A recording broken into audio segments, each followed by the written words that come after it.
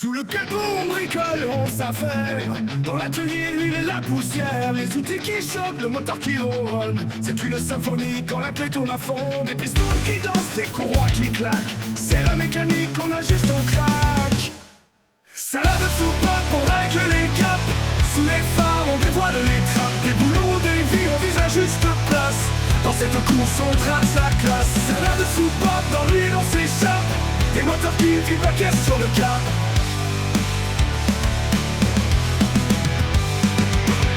Bon, bonjour à tous. Alors aujourd'hui, pas de mécanique, je me suis acheté un cric, mais pneumatique, parce qu'en fait j'en avais un vieux, en plus il y avait au moins 15 ans, et en fait la ferraille elle a lâché, hein, c'est les crics pas chers, c'est les désavantages. Donc je vais vous filmer ça et on verra bien comment ça fonctionne, si ça fonctionne bien. A tout de suite.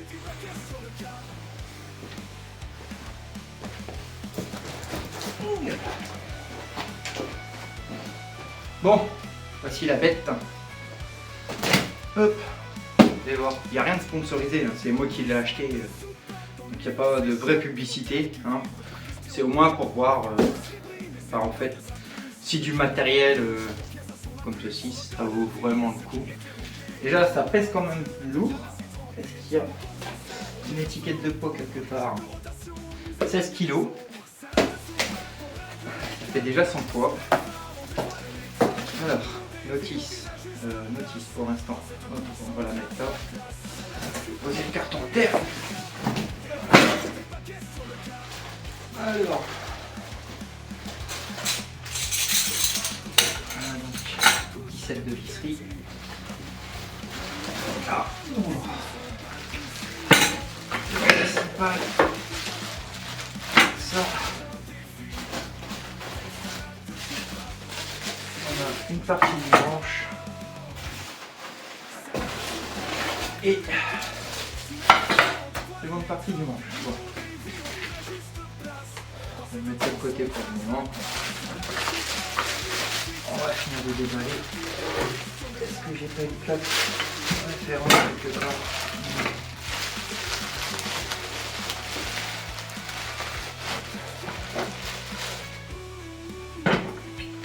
Juste un numéro de série.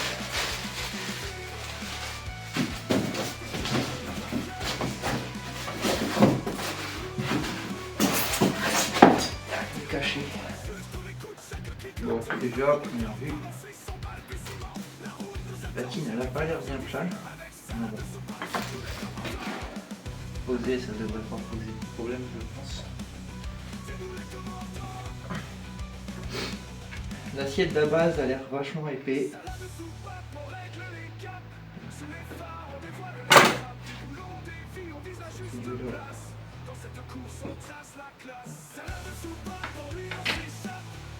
Ouais, je vais pour gonfler. Il a l'air pas trop mal, relativement souple. On verra bien, hein, à l'usage. Là, l'acier il est quand même bien épais. Les ajustements, pas parfait. Le boudin, le caoutchouc a l'air relativement épais.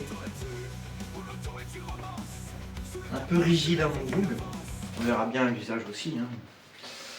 Ensuite, première partie du manche.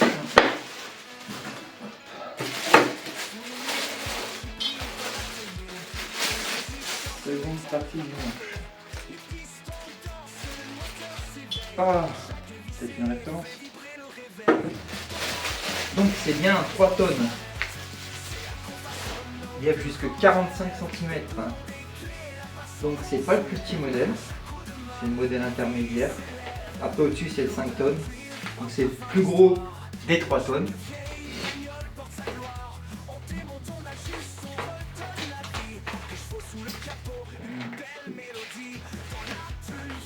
Voilà. 3 tonnes. 45 cm.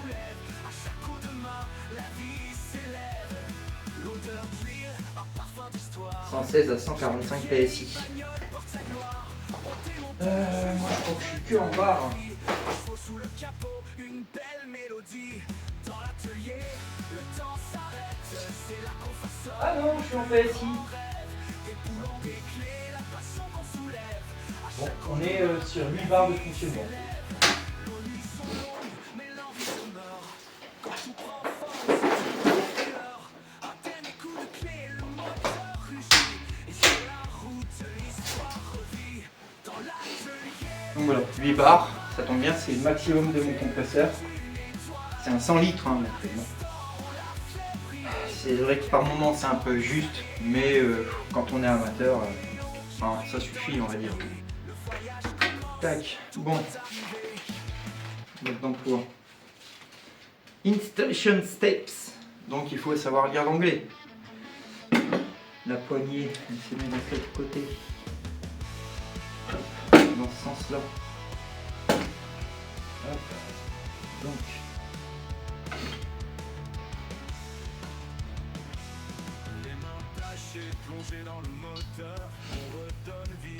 Bon, c'est pas très précis. Hein. Ah, j'utilisais pas le bon. Prenez le plus petit modèle. Donc là, voilà. On fait passer le tuyau. Bon, en plus, je l'aurais mis à l'envers. Par là. Hop.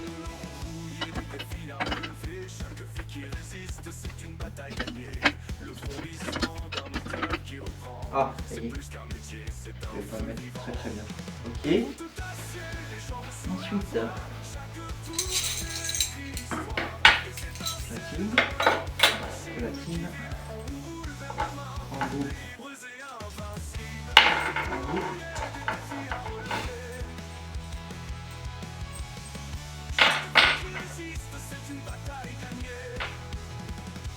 Le vrombissement d'un moteur qui reprend, c'est plus qu'un métier, c'est un feu vivant.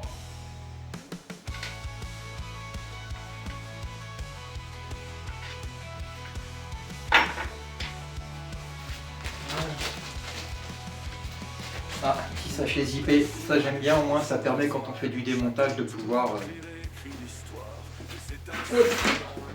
garder les vis.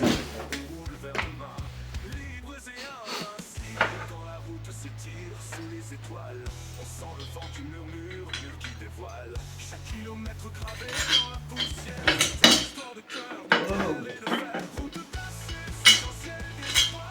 Nos voitures chantent, elles deviennent mémoire. Des moteurs qui fondent, un avenir qui brille. C'est cette route d'acier, on éteint les structures. Là dans l'atelier, tout commence. Je vais le mettre tout en haut. Qui tombe à chaque fois. Ça c'est un petit peu chier. Là. Touche le ciel, touche le ciel, touche le ciel.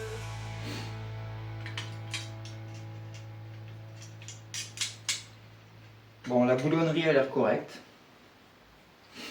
Pour l'instant, je m'engage juste. J'essaierai un peu plus après.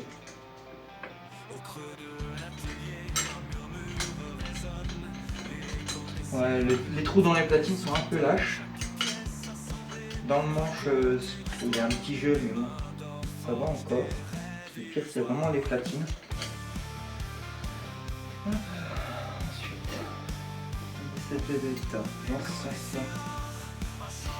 Et je vais faire ressortir mon tuyau. Par là.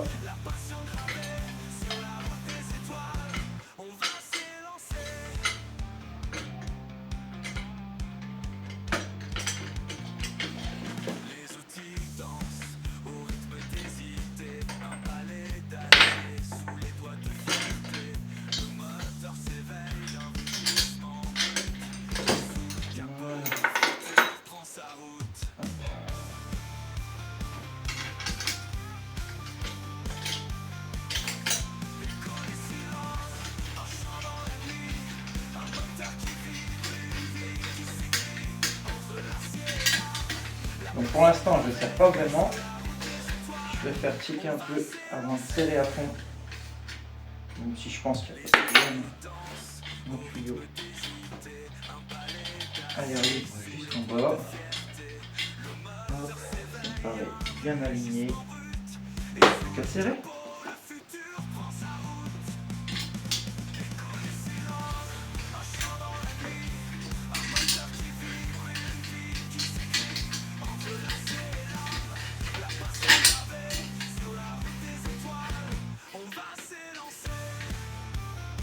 Bon, hop, dernière passe.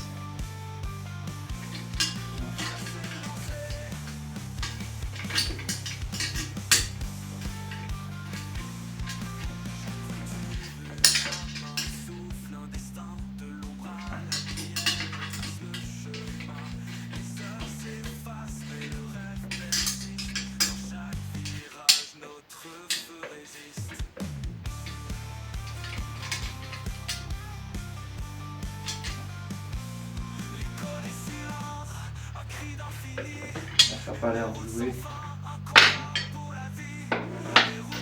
Bon, là, on va avoir du 13.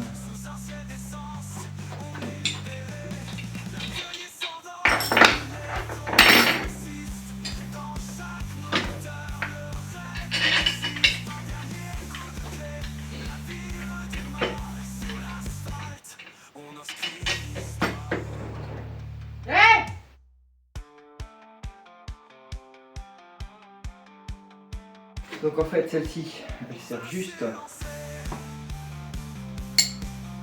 hop, d'axe. Donc ça, il n'y a pas besoin de serrer non plus énormément. On va juste le mettre en butée et ça devrait suffire.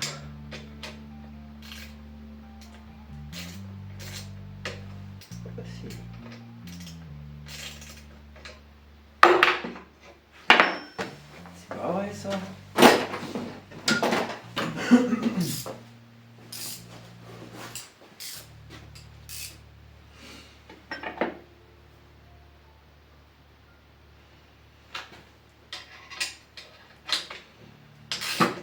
Bon bah c'est d'un côté du 12 et de l'autre côté du 13.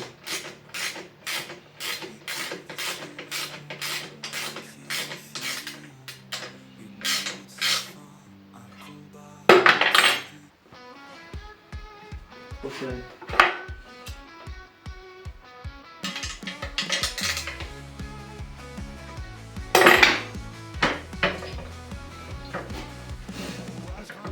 Ouais, je pense que des rondelles, ça aurait été bien. Je crois que j'en ai. Bon, je sais que j'en ai quelque part. Je vais laisser là pour l'instant. On verra bien ensuite. Alors.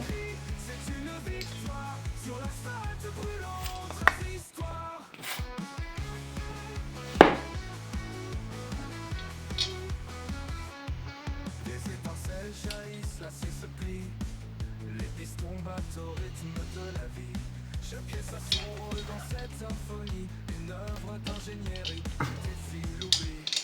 Moteur en furie, rugit dans la nuit, le feu sous le chapeau qui nous nos envies. Chaque tour, chaque cri, c'est une victoire, sur l'asphalte brûlant, trace l'histoire.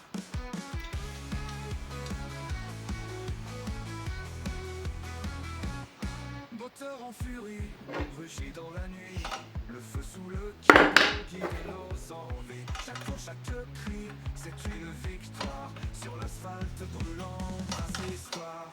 Des étincelles jaillissent, la Voilà. les pistons battent Tac. au rythme de la vie. Ça c'est Chaque bon. pièce a son rôle dans cette symphonie. Intake exhaust. Ok. Moteur en furie, Bon. le feu sous le Tac. chapeau guide nos envies. Faut que je mette C'est une victoire, sur l'asphalte brûlant, mon bout. trace l'histoire. Et il faut que je trouve du téflon. Je sais pas si j'en ai du téflon. Tac. Donc voilà en fait. Bon, c'est un peu flou. C'est pas vraiment au milieu de l'écran. La route s'étend comme une promesse vivace. Un dernier réglage et tout s'aligne. Donc voilà, ici j'ai fait mon petit raccordement. Et maintenant je peux installer hop, ceci là. Avant, je vais me trouver un peu de téflon.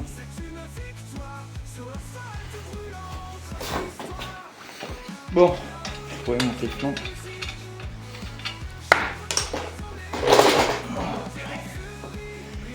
Alors, téflon, toujours dans le sens du filetage. Hop. Pour qu'en fait, lorsqu'on visse, on ne vienne pas choper l'embout. Comme ça, au moins, on est sûr. Enfin, on est sûr, c'est comme ça que ça se pose. Hop.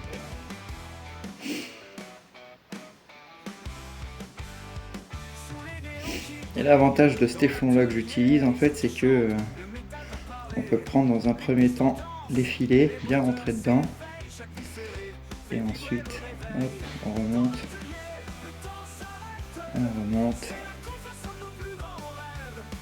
tac. Hop, là je pense qu'on en a suffisamment, on coupe.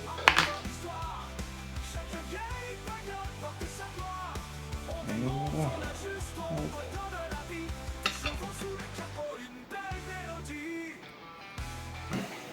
Je crois que j'en ai largement assez mis.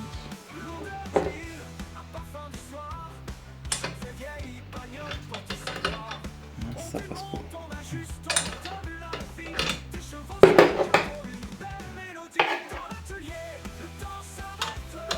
Oh non, c'est pas du 13.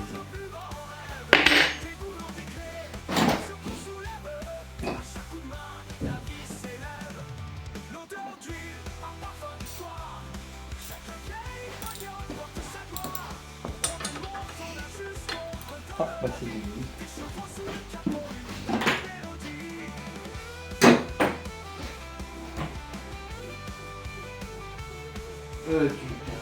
14, pardon.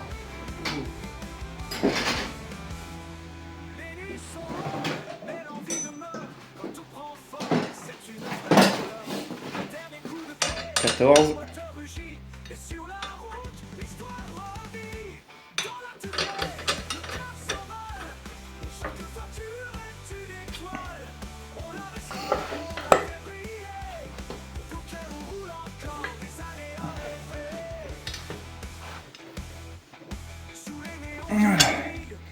Ça ne devrait pas bouger. Et on voit que le téflon il s'est pas effrité, ce qui peut arriver également. Bon, bah voilà. Apparemment, c'est fini. C'est marrant, c'est que en fait, ils aient mis les vannes de ce côté-là. Ça aurait peut-être été mieux qu'elles soient devant. Bon, il faut pas tout avoir. Hein. Et donc là, normalement, bah oui, c'est fini. Bon. Comme on dit, il n'y a plus qu'à tester. Bah pour ce test, ce sera le Cayenne ou le Cradyen. Parce que, ouais, en ce moment, avec les pluies qu'on a et tout ça, on s'est bouffé la neige. Et il est un peu sale. Alors, c'est parti. Manœuvrant. Bon, les roulettes fonctionnent plutôt bien. Le manche est peut-être un peu court. Par contre,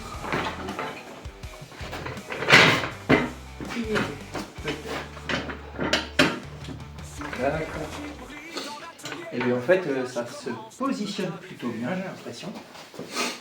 On va quand même mettre.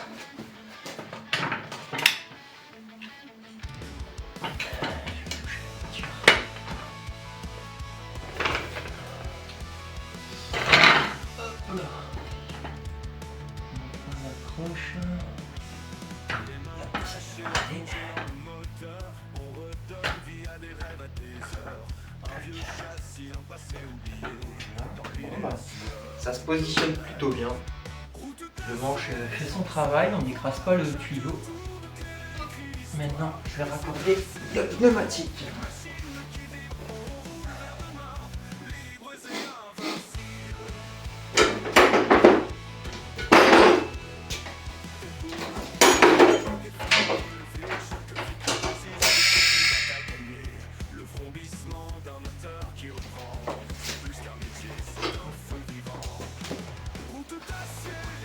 On va vérifier qu'il va suite.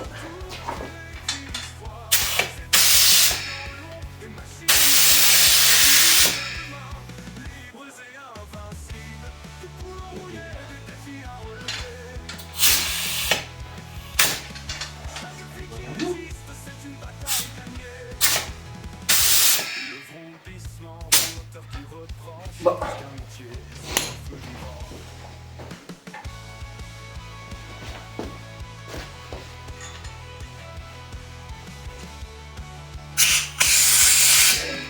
Bon, fail. C'est pas le bon niveau, j'aurais dû vérifier.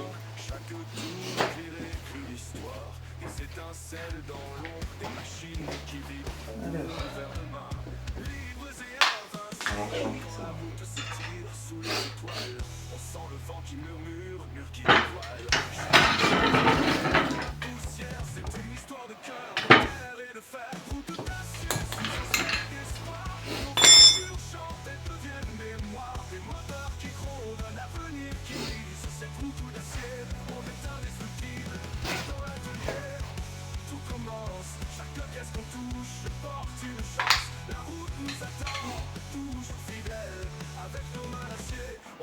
Le ciel, touche le ciel, touche le ciel.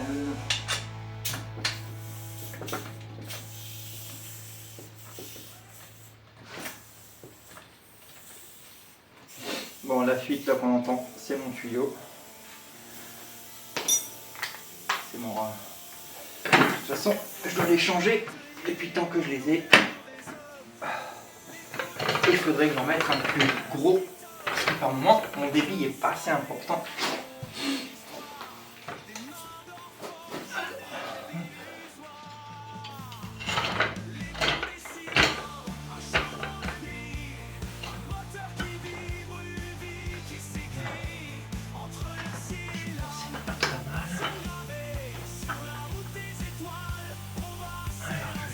Tout doucement.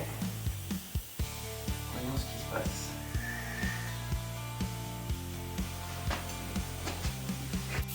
Hop. Donc là, je vous ai changé un peu l'angle de vue. J'en ai été à cet endroit-là. Hop. Pour le positionner. Ça me paraît pas mal. On réouvre tout doucement. Un petit peu trop. Parce que là, au milieu en fait du boudin, on platine en plus. Enfin, il y a le plastique ici, il y a le caoutchouc de protection qui est sur une platine en métal. Il y a une espèce de petite platine ici au milieu, donc je préfère mettre à la fixation la vis dessus. On va voir ce que ça donne. Magie, ça lève. Ça lève. Si j'ouvre plus vite.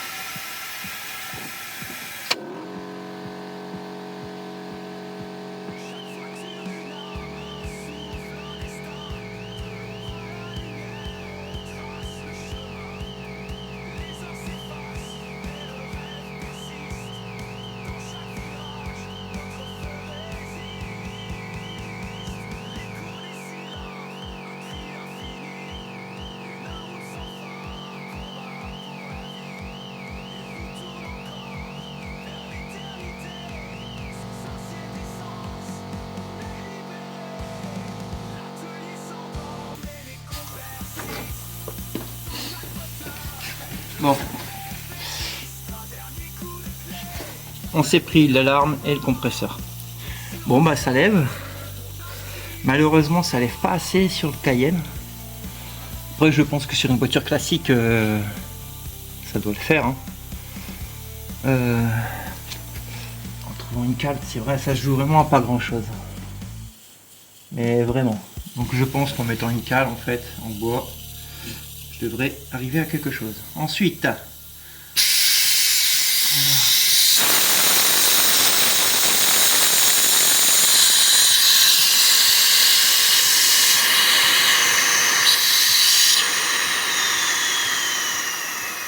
atterrissage et alarme. Normalement, je devrais avoir une cale qui permettrait de passer et voir un peu si avec une cale ça suffit. Donc j'ai trouvé. Hop, elle est un peu grande, mais ah merde, ça va plus sur mon réservoir. Non, ça devrait aller. Hop, on recommence. Donc là, c'est la vitesse normale. Ça lève, ça lève, ça lève.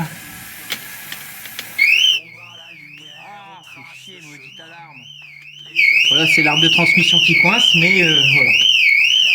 C'est un peu juste. C'est quoi, il y a 1,5 cm de levée. Mais en vrai, ça suffit. Hein. C'est le principal.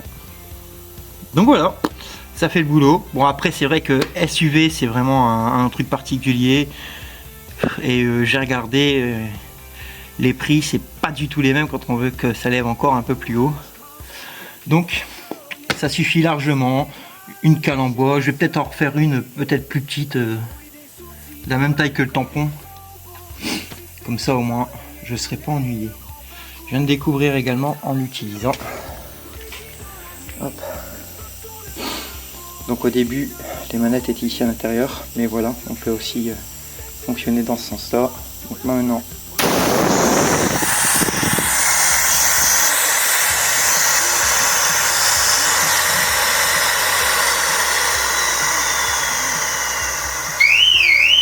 bon, désolé pour l'alarme, mais bon, vous voyez, hop, il est redescendu. Là, c'est redescendu aussi, hop, pas suffisamment. Voilà. En l'aidant un petit peu, il se dégonfle. Tac, il n'y a pas besoin d'aller beaucoup plus loin. Une fois fini donc le dégonflage, on referme la vanne et on peut, hop, débrancher. Ensuite, pour le retirer, hop. Donc, je sais pas si je vous avais fait voir. Donc à ce niveau-ci, voilà, on a plusieurs crans, plusieurs positions. Donc là, c'est la position à plat. Hein. Là, c'est une position intermédiaire. Et là, je pense que c'est la position pour le stocker. Donc on voit que le tuyau, il n'y a pas de contrainte dessus. C'est parfait. Hop. Donc, il y a des petites roulettes là-bas au fond. On lève. Et voilà, ça tient sur ces petites roulettes. Donc là, parfait. Donc voilà, je vais quand même vous faire un peu le tour du propriétaire. Donc là, on voit le tampon qui est quand même relativement rigide. Il a l'air de pouvoir se changer. On a une platine ici, enfin il y en a même deux. Je pense que celle-ci, c'est la platine pour le boudin et ça, c'est la platine pour pouvoir retravailler dessus. En dessous, on a la même. Donc on a la même chose que là au-dessus, hein. Les deux platines boulonnées ensemble. L'ajustement, bon ouais, il est pas trop mal, hein. C'est pas trop mal. Donc voilà, les roulettes. Bon, c'est une roulette de cric. Hein. Et l'avantage aussi, est-ce que ça fait du bruit pour réveiller les voisins? Eh, c'est plutôt silencieux. Donc voilà. Bon, donc mes impressions, bon, c'est plutôt pas mal. Ça m'a coûté autour de 80 €, je pense, 80-90 €. Donc voilà. Écoutez, on verra l'usage, on verra la longévité dans le temps. Mais je pense que pour du travail amateur, ça suffit largement parce que bon, on n'est pas tout le temps en train de l'utiliser tous les jours, plusieurs fois par jour. Donc pour moi, je pense que on verra bien. Hein. Après, jusqu'à présent, de toute manière, tous les outils que j'ai achetés, pour moi, font le job. Hein. On n'a pas besoin non plus d'investir. Attention, hein, quand c'est du travail amateur, tant bien, attention, bien différencier. On n'a pas besoin d'acheter des très grandes marques, Milwaukee, etc. Il faut essayer de trouver le bon compromis, on teste, puis on voit bien. Hein.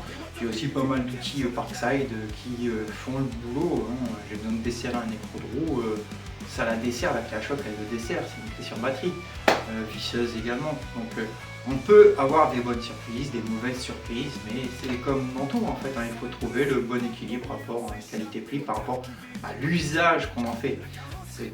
C'est ça le plus important. Après c'est très bien d'avoir de la grande marque, hein, c'est sûr, au moins on est tranquille, même si quand on a un usage particulier comme ça, amateur, on est sûr que ça va durer très longtemps. Mais de toute manière, tout est sur batterie maintenant, donc les batteries se dégradent dans le temps, parce que bon, voilà, les qualités des batteries sont peut-être différentes aussi, mais après c'est à voir à l'usage, mais pour l'instant, j'ai jamais été déçu de mon matériel. Donc voilà, c'était juste un épisode pour vous faire voir le cric pneumatique. C'est quand même plus pratique, c'est plus simple. La mise en place, c'est la même chose qu'un cric classique. La levée du véhicule, elle se fait plus rapidement, j'ai l'impression aussi. Pour baisser le véhicule, c'est pareil. Pas souvent avec le cric hydraulique, quand on la baisse, ça fait un coup. Là, c'est plutôt souple. À voir si dans le temps, ça continue à être aussi souple. C'est pratique, c'est quand même plus confortable, on n'a plus à pomper là derrière. Même s'il y a des crics hydrauliques qui n'ont pas besoin de pomper très loin. Mais voilà, donc je vais vous laisser sur ce petit épisode de découverte de matériel. Dites-moi en commentaire si ce genre de vidéo, quand j'achète du nouveau matériel, ça peut vous plaire. Ou même sur du matériel existant, n'hésitez pas à laisser un commentaire. Vous me posez la question, savoir qu'est-ce que j'ai comme outil et la marque, et puis voir un peu les retours que j'en ai.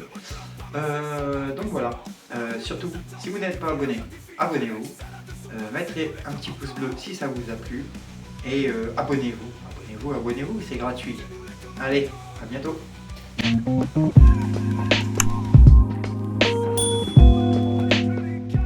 Sous les phares, on dévoile les crabes, des boulons, des vies, on vise la juste place.